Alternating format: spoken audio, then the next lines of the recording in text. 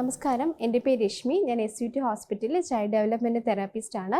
ഞാൻ ഇന്നിവിടെ പറയാൻ ഉദ്ദേശിക്കുന്ന കുട്ടികളുടെ പിടിവാശി, അതായത് ടെമ്പർ ടാൻട്രം, എങ്ങനെ ഏതൊക്കെ രീതിയിലാണ് നമ്മൾ കുഞ്ഞുങ്ങളിൽ പിടിവാശി കണ്ടുവരുന്നത്, അത് നമുക്ക് പാരൻസിന് എങ്ങനെയൊക്കെ ഒന്ന് മാനേജ് ചെയ്തെടുക്കാം. അപ്പോൾ പല മാതാപിതാക്കൾക്കും ഉള്ള ഒരു ബുദ്ധിമുട്ടാണ് കുഞ്ഞുങ്ങളുടെ ഈ പിടിവാശി എന്ന് പറയുന്നത്. നമ്മൾ പുറത്ത് കൊണ്ടുപോയി കഴിഞ്ഞാൽ, ഒരു കടയിൽ കൊണ്ടുപോയി കഴിഞ്ഞാൽ ചില കുഞ്ഞുങ്ങളിൽ ആ ചോക്ലേറ്റ് വേണം എന്നൊക്കെ പറഞ്ഞിട്ട് ഭയങ്കര വാശി കാണിക്കാറുണ്ട്. ഈ വാശി തന്നെ പല രീതിയിലുണ്ട്.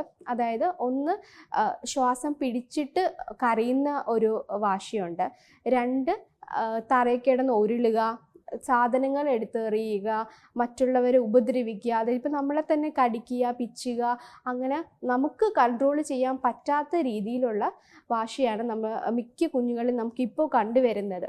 അപ്പോൾ ഈ വാശി നമുക്ക് എങ്ങനെ ഹാൻഡിൽ ചെയ്യാം, അല്ലെങ്കിൽ എങ്ങനെ ഹാൻഡിൽ ചെയ്യണം ആ ഒരു കുഞ്ഞിനോട്, ഈ ഭയങ്കര വാശി പിടിച്ചിരിക്കുന്ന കുഞ്ഞിനോട് നമ്മൾ ഏതൊക്കെ രീതിയിലാണ് അവരുടെ വാശി കുറച്ചു കൊണ്ടുവരേണ്ടത് എന്നതിനെ പറ്റിയിട്ടാണ് ഞാൻ ഇന്നിവിടെ സംസാരിക്കുന്നത്. നമുക്കൊരു 4-5 കാര്യങ്ങൾ ശ്രദ്ധിച്ചു കഴിഞ്ഞാൽ ഇവരുടെ വാശി ഒരു വിധത്തിൽ നമുക്ക് കുറച്ച് കൊണ്ടുവരാനായിട്ട് സാധിക്കും. അപ്പോൾ ഒന്ന്, നമുക്ക് ഈ വാശി വരുന്നത് തന്നെ 1 വയസ്സും 4 വയസ്സിനും ഇടയ്ക്കുള്ള കുഞ്ഞുങ്ങളിലായിരിക്കും നമുക്ക് കൂടുതലും കണ്ടുവരുന്നത്. അപ്പോൾ ഈ 1.5 ഇയറൊക്കെ വരുന്ന ആ ടൈമിൽ നമ്മൾ എന്ത് പറഞ്ഞാലും കുഞ്ഞുങ്ങൾക്ക് മനസ്സിലാവില്ല. അവരുടെ കാര്യം അവർ ഒരു മൈൻഡിൽ ഒരു കാര്യം തീരുമാനിക്കും, അല്ലെങ്കിൽ ഒരു ആഗ്രഹിക്കും. ആ ആഗ്രഹം സാധിക്കാതെ വരുമ്പോൾ അവർക്കുണ്ടാവുന്ന ആ ഒരു ഫ്രസ്ട്രേഷനാണ് ഈ ഒരു വാശിയായിട്ട് അവർ പുറത്ത് കാണിക്കുന്നത്. അപ്പോൾ അത് നമുക്ക് എങ്ങനെ ഹാൻഡിൽ ചെയ്യാമെന്നൊന്ന് നോക്കാം. ഒന്നാമത്തെ മെത്തേഡ് ഡൈവേർട്ട്, അതായത് ഡൈവേർട്ട് ചെയ്ത് വിടുക എന്നുള്ളതാണ്. അതിപ്പോൾ ചെറിയ കുഞ്ഞുങ്ങൾ, നമുക്ക് കൈക്കുഞ്ഞുങ്ങൾ, നമുക്ക് എടുത്തുകൊണ്ട് നടക്കുന്ന കുഞ്ഞുങ്ങളിലൊക്കെ ആണെന്നുണ്ടെങ്കിൽ നമുക്ക് വളരെ ഈസിയാണ്. അപ്പോൾ അവർ എന്തിനെങ്കിലും വാശി പിടിച്ച് കരയുകയൊക്കെ ചെയ്ത് കഴിഞ്ഞാൽ ഈ ഒരു പീരീഡിലാണ്, ഈ കൈക്കുഞ്ഞ് ആ ഒരു പീരീഡിലാണ് ഞാൻ ഉദ്ദേശിച്ചത്. ഒരു 10, 11, 12 months ഒക്കെ ആയിട്ടുള്ള കുഞ്ഞുങ്ങളെയാണ്. അവരിലാണ് ഈ ഒരു കരച്ചിൽ, അതായത് ശ്വാസം പിടിച്ചുള്ള കരച്ചിലൊക്കെ കൂടുതലും നമുക്ക് കണ്ടുവരുന്നത്. അപ്പോൾ അങ്ങനെ വരുന്ന സമയത്ത് നമ്മൾ അവരെ ശ്രദ്ധ ഡൈവേർട്ട് ചെയ്ത് വിടുക.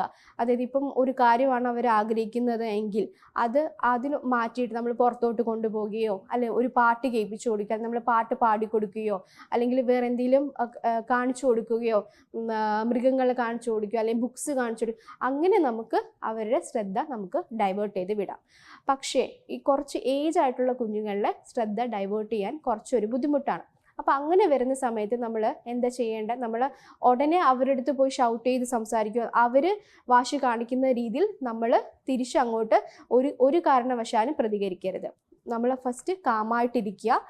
സെക്കൻഡ് എന്ന് പറയുന്നത് നമ്മളൊന്ന് ഇഗ്നോർ ചെയ്യുക. എന്ന് വെച്ചാൽ അവർ ഇപ്പോൾ തറയിൽ കിടന്ന് ഉരുളുകയോ അല്ലെങ്കിൽ എന്തെങ്കിലും എടുത്തെറിയോ ചെയ്യുന്ന പ്രവണത ഉള്ള കുഞ്ഞുങ്ങളാണെന്നുണ്ടെങ്കിൽ നമ്മളതൊരു ഇഗ്നോർ ചെയ്യുക എന്ന് പറഞ്ഞാൽ നമ്മളത് ശ്രദ്ധ കൊടുക്കാതിരിക്കുക.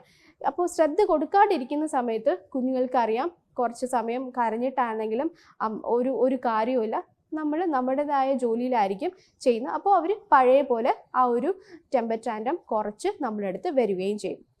മെയിൻലി വേറൊരു കാര്യം ശ്രദ്ധിക്കേണ്ടത്, വീട്ടിലുള്ള എല്ലാവരും ഒരേ മെത്തേഡിലായിരിക്കണം എന്ന് പറയാൻ കാരണം, ഇപ്പോൾ അച്ഛനും അമ്മയും ഒരു കാര്യം പറയും, നോ എന്ന് പറയുന്ന സ്ഥലത്ത് ചിലപ്പോൾ ഗ്രാൻഡ് പാരൻസ് എസ് പറയും.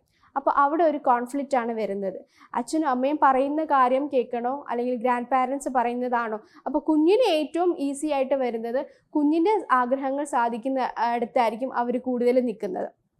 അപ്പോൾ വേണ്ട എന്ന് പറയുന്ന കാര്യം വേറൊരു തരത്തിൽ അത് ഓക്കെ എന്ന് പറയുമ്പോൾ കുഞ്ഞ് ആ ഓക്കെ എന്ന് പറയുന്ന ആ ഒരു സൈഡിലേക്കായിരിക്കും അവർ മൂവ് ചെയ്യുന്നത്. അപ്പോൾ അവർക്കറിയാം അവർ കരഞ്ഞാലും അല്ലെങ്കിൽ ബഹളം വെച്ച് കഴിഞ്ഞാലും നമുക്ക് അവരുടെ ആഗ്രഹങ്ങൾ സാധിച്ചു കൊടുക്കും എന്നുള്ളത്.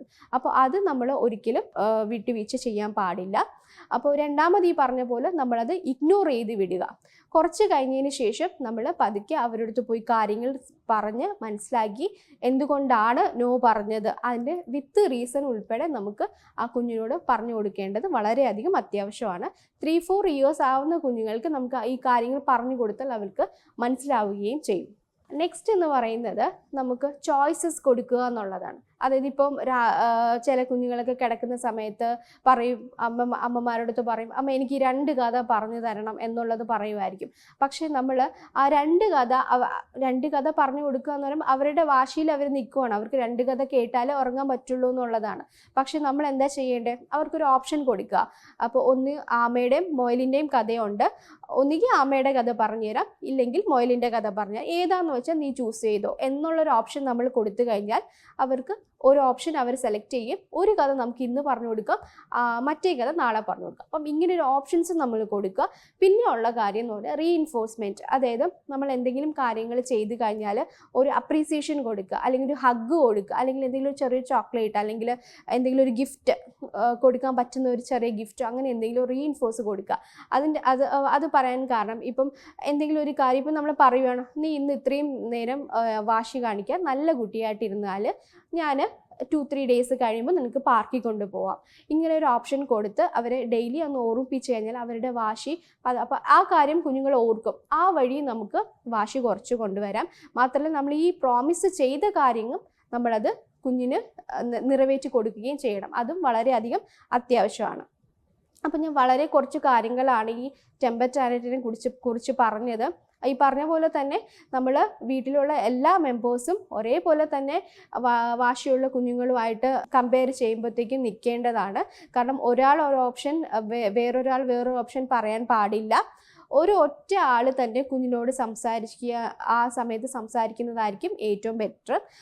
മാത്രമല്ല ഈ കാര്യങ്ങൾ ഓരോ റീസണും കുഞ്ഞുങ്ങൾ പറഞ്ഞ് മനസ്സിലാക്കേണ്ട ടൈമും കൂടെയാണ് 2 to 3 years എന്നൊക്കെ പറയുന്നത്. ആ സമയത്ത് അവർക്ക് മനസ്സിലാവുന്ന കാര്യങ്ങളെല്ലാം നമ്മൾ മനസ്സിലാക്കി കൊടുക്കുകയും വേണം. അപ്പോൾ ഇത്രയും കാര്യങ്ങളാണ് ടെമ്പർ ടാനറ്റിനെ കുറിച്ച് പറഞ്ഞത്. Thank you.